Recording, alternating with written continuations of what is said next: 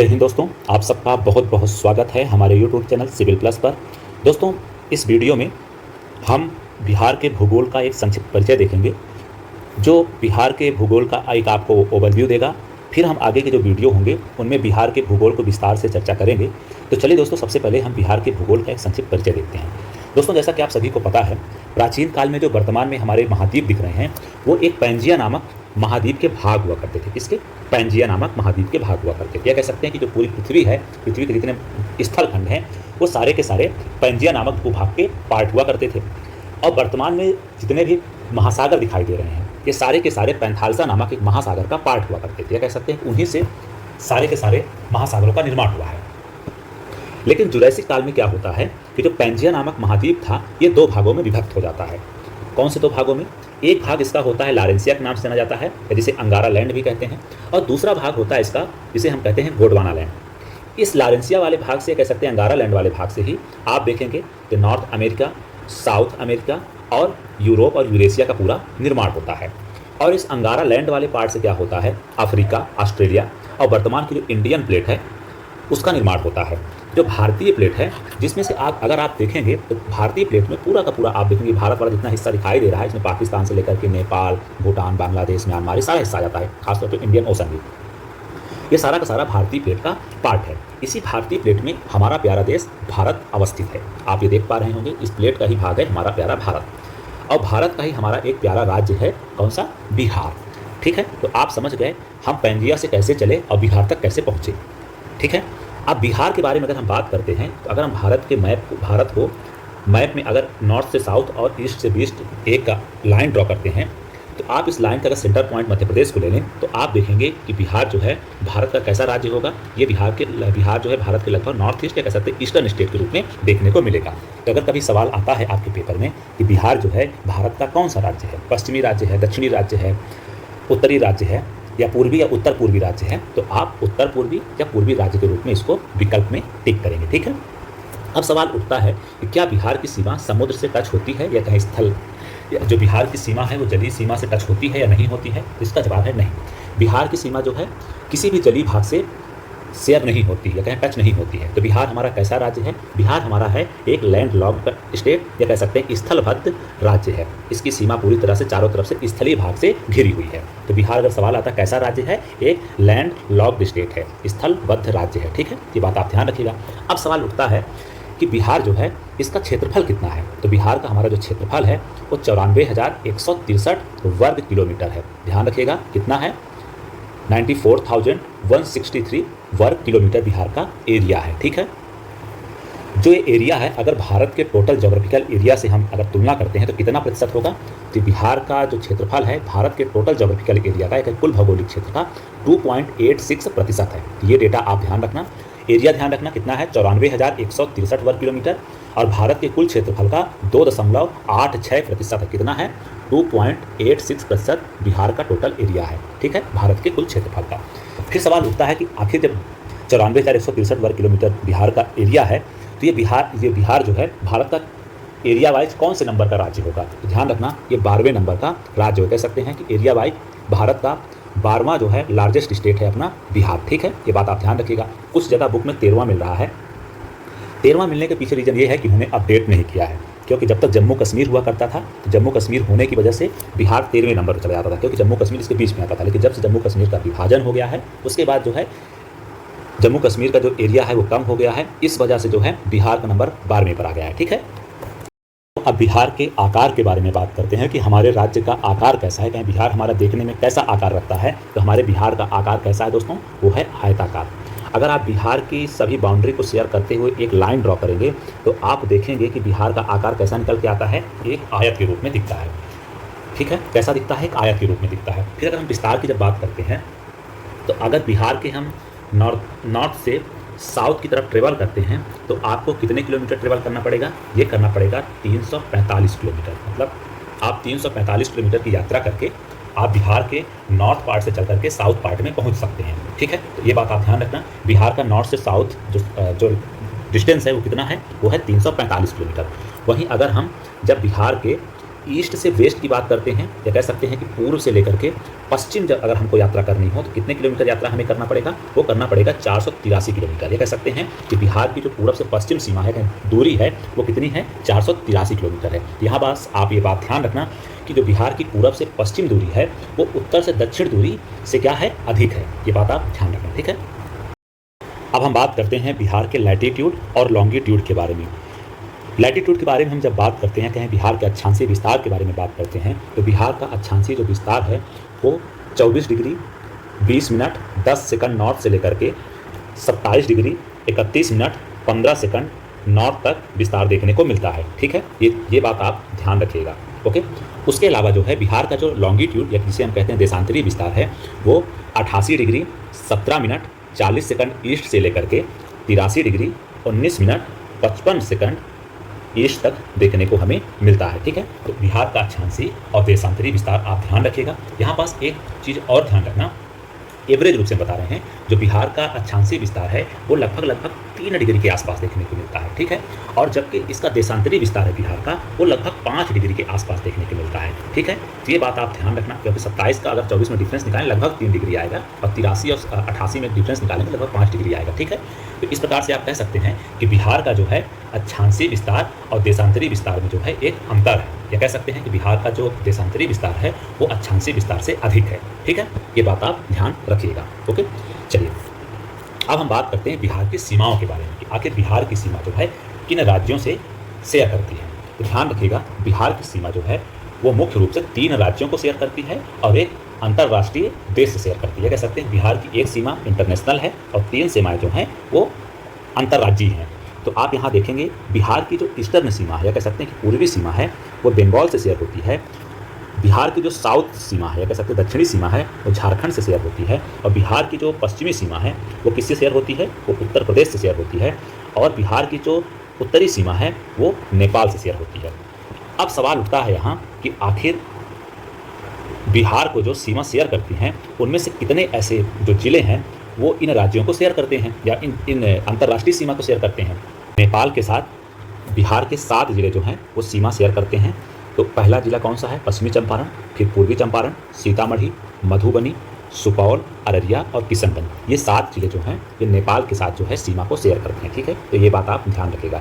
हम यूपी के साथ जब बात करते हैं तो बिहार के कितने जिले सीमा शेयर करते हैं? तो 8 जिले बिहार के उत्तर प्रदेश के साथ सीमा शेयर करते हैं या सीमा बनाते हैं। पश्चिमी चंपारण, गोपालगंज, सिवान, सारण, भोजपुर, बक्सर, कैमूर और रोहतास, ये 8 जिले ऐसे हैं जो यूपी के साथ सीमा को शेयर करते हैं, ठीक है। अब हम बात करते हैं झारखंड के साथ कौन कौन से जो जिले हैं सीमा बनाते हैं। तो ये हैं नंबर 8 जिले। पहला जिला कौन सा है? रोहतास। ध्यान रखना कैमूर झारखंड के साथ सीमा शेयर नहीं करता है, कन्फ्यूजन में मत आइएगा, ठीक है। पहला जिला है रोहतास, दूसरा है औरंगाबाद, फिर गया, नवादा, जमुई, बांका और भागलपुर। ये 8 जिले हैं जो झारखंड के साथ क्या करते हैं? सीमा को शेयर करते हैं, ठीक है दोस्तों। अब बात करते हैं वेस्ट बंगाल के साथ, या कह सकते हैं कि पश्चिमी बंगाल के साथ कितने जिले सीमा शेयर करते हैं? वो 3 जिले सीमा शेयर करते हैं। कौन कौन से? किशनगंज, पूर्णिया और कटिहार। ये 3 जिले जो हैं पश्चिम बंगाल के साथ सीमा को शेयर करते हैं, ठीक है।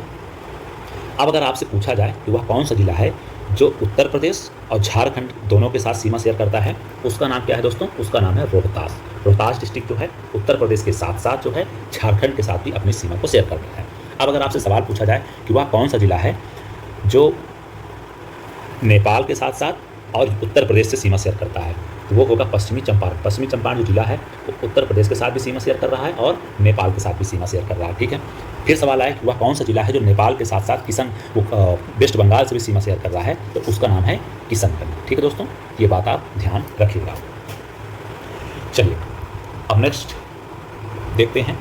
अब बात होती है कि बिहार का जो है सबसे पश्चिमी जिला कौन सा है, पूर्वी जिला कौन सा है और दक्षिणी जिला कौन सा है। तो यहाँ आप देखेंगे बिहार का मैप अच्छे से, और इसको साफ कर लेते हैं। अगर आप पूरा नॉर्थ से साउथ एक डायरेक्शन वाला ही बना लेंगे मैप, तो आप ये देखेंगे कि बिहार का सबसे उत्तरी जो जिला है, नॉर्थ में स्थित जो जिला है वो है पश्चिम चंपारण, ठीक है। पश्चिम चंपारण जो है बिहार का सबसे उत्तरी जिला है। अब बात करते हैं बिहार के सबसे पूर्वी जिले की। तो बिहार का सबसे पूर्व में कौन सा जिला दिखा दोस्तों? वो है किशनगंज, ओके। अब बिहार के सबसे दक्षिणी जिला की जब बात करते हैं तो बिहार का सबसे दक्षिणी जिला कौन सा दोस्तों? वो है जमुई। बहुत लोग मार के आएंगे गया, लेकिन नहीं दोस्तों, ध्यान रखना बिहार का सबसे दक्षिणी जिला कौन सा है? वो है जमुई। तो कन्फ्यूजन मत करिएगा, ठीक है। और अब बिहार का सबसे पश्चिमी जिला की जब बात करेंगे तो कौन सा दोस्तों, तो सबसे बिहार का पश्चिमी जिला है उसका नाम है कैमूर। ओके, तो कन्फ्यूजन नहीं, एकदम क्लियरिटी रखो, मैप देखो, मैप पे थोड़ा आउटलाइन बनाओ, ऐसे थोड़ा रेखाचित्र बना के आप उसको अच्छे से समझ सकते हैं, ठीक है। चलिए, अब मेरे ख्याल से यहाँ पास सारी बातें हो गई हैं। हमने नॉर्थ डिस्ट्रिक्ट देख लिया, हमने पूर्वी डिस्ट्रिक्ट देख लिया, साउथ डिस्ट्रिक्ट देख लिया और पश्चिमी डिस्ट्रिक्ट देख लिया, ठीक है। चलिए अब नेक्स्ट टॉपिक की तरफ चलते हैं। अभी क्या बचा हुआ है यहाँ पास, ठीक है, सीमाएँ हो गई हैं सारी। हाँ, यहाँ बिहार का सबसे जो लार्जेस्ट डिस्ट्रिक्ट है, लेकिन सबसे बड़ा डिस्ट्रिक्ट जो एरिया के आधार पर है वो कौन सा है, पश्चिमी चंपारण है। और सबसे स्मॉलेस्ट डिस्ट्रिक्ट जो है वो शिवहर है। आप इसको मैप पर देख लीजिए, पश्चिमी चंपारण जो है बिहार का सबसे बड़ा डिस्ट्रिक्ट है और जो शिवहर है ये बिहार का सबसे स्मॉलेस्ट डिस्ट्रिक्ट है एरिया वाइज। ओके, चलिए दोस्तों, कुछ और बहुत महत्वपूर्ण बातें देखते हैं बिहार के भूगोल से जुड़ी हुई। तो समुद्र तल से अगर हम औसत ऊंचाई की बात करते हैं बिहार की, तो दोस्तों कितनी देखने को मिलती है, वो देखने को मिलती है 173 फीट या 52.73 मीटर, या कह सकते हैं 52.73 मीटर या 173 फीट जो है बिहार की समुद्र तल से औसत ऊंचाई देखने को मिलती है। समुद्र तट से बिहार की दूरी कितनी है, वो है लगभग 200 किलोमीटर। आपको हमने पीछे बताया था कि बिहार जो है एक लैंड लॉक्ड स्टेट है, यानी चारों तरफ से राज्यों से या किसी स्थल भाग से घिरे हुए हैं, यानी बिहार कहीं ना कहीं समुद्र से दूर है। तो कितना दूर है, वो है 200 किलोमीटर। अगर आप मैप पे देखेंगे, अगर हम आप मैप दिखाएं, ये है समुद्र वाला भाग, ठीक है, ये बिहार चारों तरफ से स्थल भाग से घिरा हुआ है। तो इसकी जो दूरी है वो कितनी है, ये है 200 किलोमीटर, लगभग की बात हो रही है। तो 200 किलोमीटर दूर है समुद्र से बिहार, ठीक है, ये बात आप ध्यान रखें। चलिए, बिहार की जलवायु किस प्रकार की है दोस्तों, भारत की जलवायु कैसी है, वही सेम टू सेम बिहार की जलवायु है। तो भारत की जलवायु कैसी है, उष्णकटिबंधीय मानसूनी जलवायु है। तो बिहार की जलवायु भी कैसी होगी, उष्णकटिबंधीय मानसूनी जलवायु, ठीक है।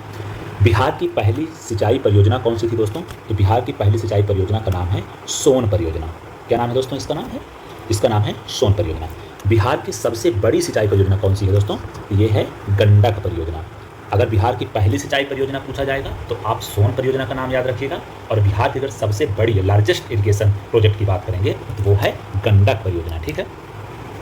राज्य में औसत वर्षा कितनी सेंटीमीटर होती है दोस्तों, बिहार राज्य में औसत वर्षा जो है लगभग 112 सेंटीमीटर देखने को मिलती है। बिहार में सर्वोच्च जो चोटी है, या कह सकते हैं शिखर है, या कह सकते हैं सबसे ऊंची चोटी है, वो कौन सी है, वो है सोमेश्वर श्रेणी, ठीक है। कौन सी है, सोमेश्वर श्रेणी, जो किस जिले में देखने को मिलेगी आपको, ये मिलेगी आपको पश्चिम चंपारण जिले में। ये एक टर्सरी स्ट्रक्चर है। इसकी ऊंचाई कितनी है, इसकी ऊंचाई है 874 मीटर। कुछ जगह जो है 880 मीटर भी देखने को मिलती है। तो कभी ऑप्शन में अगर 874 और 880 दोनों आ जाए तो आप 874 लगाइएगा, अगर 874 ना दिया हो तो आप 880 मारिएगा, अगर ऑप्शन में दिया हो तो, ठीक है, ये ध्यान रखिएगा, कन्फ्यूजन नहीं होना चाहिए।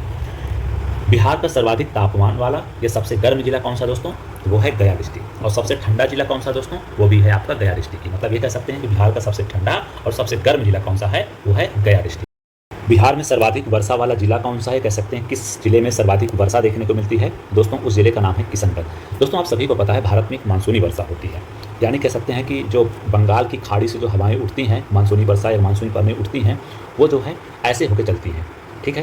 तो जब चल रही होती हैं तो सबसे पहले किशनगंज से ही आकर के ऐसे निकलती हैं, ऐसे जाती हैं पूरी। मतलब कह सकते हैं कि जो पवनें होती हैं वो ईस्ट से वेस्ट की तरफ ट्रेवल करती हैं। तो ये पड़ता है किशनगंज। सबसे ज़्यादा वर्षा कहाँ होगी, किशनगंज में होगी, ठीक है, ओके। तो ये बात आप ध्यान रखिएगा। तो किशनगंज में सर्वाधिक वर्षा होती है। और सबसे कम वर्षा कहाँ होती है दोस्तों, वो होती है औरंगाबाद डिस्ट्रिक्ट में, ओके। बिहार की राजधानी पटना जो है कितने जिलों से घिरी हुई है, ये 9 जिलों से घिरी हुई है। ये सवाल ऑलरेडी बीपीएससी में एक बार पूछा जा चुका है कि बिहार की राजधानी पटना जो है कितने जिलों से घिरी हुई है। तो बिहार की राजधानी ये है पटना। अब आप इसके आसपास जिलों को काउंट कर लीजिए। तो अगर एक तरफ से काउंट करना शुरू करें तो number 1 Saran, number 2 Bhojpur, number 3 Arwal, number 4 Jehanabad, number 5 Nalanda, और आप देखेंगे यहाँ तो नंबर 6 आपका हो जाएगा लखीसराय, नंबर 7 हो जाएगा बेगूसराय, नंबर 8 हो जाएगा आपका समस्तीपुर, और नंबर 9 हो जाएगा वैशाली। ये 9 जिले जो हैं पटना को सराउंड करते हैं, ठीक है। तो ये बात आप ध्यान रखिएगा। भूगर्भिक संरचना के आधार पर बिहार को 4 भागों में विभाजित किया जाता है। कितने भागों में, 4 भागों में। धारवाड़ संरचना के रूप में, विंध्यन संरचना के रूप में, टर्सरी संरचना के रूप में और क्वार्टरनरी संरचना के रूप में बिहार को डिवाइड किया जाता है। अगर आप बिहार के मैप में देखेंगे, बाकी तो हम आपको आगे चल के पूरा एक एक करके बताएंगे ही, अगर आप यहाँ देखेंगे तो बिहार के इस रीजन में जो है ना पूरा का पूरा क्या पाया जाता है, इस रीजन में आपको विंध्यन संरचना देखने को मिलती है। इसके अलावा इस पूरे दक्षिणी भाग में आपको धारवाड़ संरचना देखने को मिलेगी, ठीक है। पश्चिमी चंपारण और पूर्वी चंपारण वाले इलाके में आपको टर्सरी संरचना देखने को मिलेगी, ठीक है। और जो बचा शेष भाग मैदानी भाग, यहाँ पास क्वाटरनरी संरचना या मैदानी संरचना देखने को मिलती है। ठीक है, बाकी हम आपको आगे विस्तार से बात करेंगे कि आखिर चीज़ें कैसी हैं। बिहार के भौगोलिक विभाजन की अगर हम बात करते हैं तो बिहार को भौगोलिक रूप से 3 भागों में विभाजित किया जाता है। बिहार के उत्तरी भाग को पर्वतीय भाग के रूप में जाना जाता है, मध्य भाग को मैदानी भाग के रूप में और दक्षिणी भाग को पठारी भाग के रूप में जाना जाता है। अगर हम बिहार को देखें तो अगर बिहार के इस वाले पार्ट को देखेंगे, इस वाला पार्ट को, इसको पर्वतीय रीजन के नाम से जाना जाता है। इसके नाम से, पर्वतीय रीजन के नाम से। ये पूरा जो मध्य वाला पार्ट है, इस पूरे मध्य वाले पार्ट को मैदानी भाग के रूप में जाना जाता है और ये जो दक्षिणी भाग है पूरा का पूरा विंध्यान और धारवाड़ संरचना वाला, ये पूरा का पूरा पठारी क्षेत्र के रूप में जाना जाता है। ठीक है, ये बात आपने मैप पर देख लिया है। अब बिहार को जो है 3 एग्रो क्लाइमेटिक रीजन में डिवाइड किया जाता है। कितने? 3 एग्रो क्लाइमेटिक रीजन में डिवाइड किया जाता है। कभी कभी प्रश्न सीधे आता है बिहार को कितने एग्रो क्लाइमेटिक रीजन में डिवाइड किया जाता है, तो ध्यान रखिएगा बिहार को 3 एग्रो क्लाइमेटिक रीजन में डिवाइड किया जाता है। कोपेन के अनुसार बिहार की जलवायु को जो है कितने भागों में बांटा जाता है? 2 भागों में बांटा जाता है। ठीक है, उत्तरी बिहार को जो कोपेन कहते हैं, कैसी जलवायु है बिहार की? वो CWG प्रकार की है। और जो साउथ बिहार की क्लाइमेट है वो कैसा है? वो AW प्रकार का है। अगर ऐसा कभी सवाल आ जाता है कि बिहार की जलवायु सामान्यता है कोपेन के अनुसार किस प्रकार की है, तो आप पूरे बिहार को एक प्रकार से CWG श्रेणी में ही रखेंगे। ठीक है, अगर सिर्फ CWG कर दिया था, नॉर्थ बिहार को पूछेगा तब भी CWG लगाइएगा, तो पूरे बिहार को पूछेगा तो CWG लगाइएगा। ठीक है, बिहार की पॉपुलेशन की बात करते हैं तो बिहार की जनसंख्या कितनी है? वो है 10.40 करोड़। किसके अनुसार? 2011 की जनगणना के अनुसार। ओके, बिहार के सेक्स रेशियो की जब हम बात करते हैं तो कितना है? वो है 912। बिहार की साक्षरता दर दोस्तों कितनी है? कि आप हमें कमेंट करके अवश्य बताइएगा। कुछ और महत्वपूर्ण बातें देख लेते हैं। ये ध्यान रखिएगा, जो बिहार इंटरनेशनल बाउंड्री शेयर करता है वो किसके साथ शेयर करता है? नेपाल के साथ करता है। अगर आपसे पूछा जाए कि बिहार इंटरनेशनल बाउंड्री कितने किलोमीटर शेयर करता है, तो इसका जो उत्तर होगा 729 किलोमीटर की जो सीमा है वो बिहार जो है नेपाल के साथ शेयर करता है। ठीक है, ये हमने आपको ऑलरेडी बताया हुआ है कि 7 जिले जो हैं नेपाल के साथ सीमा शेयर करते हैं। तो दोस्तों इस वीडियो में इतना ही। हम आपसे नेक्स्ट वीडियो में बिहार की भूगर्भिक संरचना के बारे में बात करने को लेकर आएंगे। तो आपका हमसे जुड़ने के लिए बहुत बहुत धन्यवाद। नेक्स्ट वीडियो के लिए जरूर जुड़िएगा। जय हिंद, जय भारत।